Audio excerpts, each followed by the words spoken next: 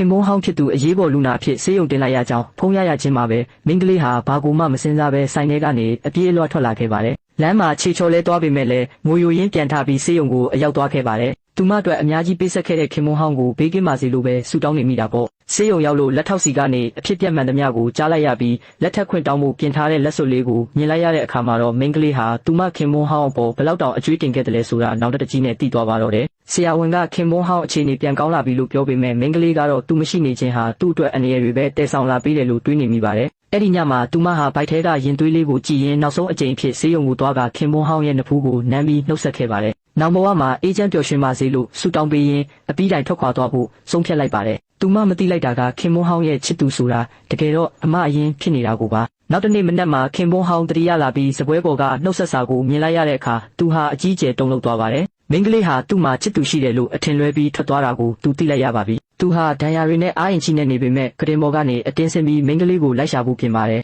သူကငါနဲ့အမကိုချစ်သူတွေလို့ထင်နေတာပဲလို့သူ့အမကိုပြောပြပြီးမျိုးအနှံ့ရှာခိုင်းပေမဲ့ဘာသတင်းမှမရရှိခဲ့ပါဘူးဒါပေမဲ့ခင်မုန်းဟောင်းဖြစ်သူဟာမင်းကလေးတစ်ခါကပြောဘူးတဲ့ပန်းတွေပွင့်တဲ့မျိုးလေးမှာနေခြင်းနဲ့ဆိုတဲ့စကားကိုသတိရသွားပါတယ်အမဖြစ်သူကမြို့ကအကျယ်ကြီးပဲဘလို့ရှာမလဲလို့မေးတဲ့အခါသူကတမျိုးလုံးကိုမြေလံရှာရပါစေဦးသူ့ကိုငါမဖြစ်မနေပြန်ရှာတွေ့အောင်လုပ်ရမယ်လို့တနိဋ္ဌာန်ချလိုက်ပါတော့တယ်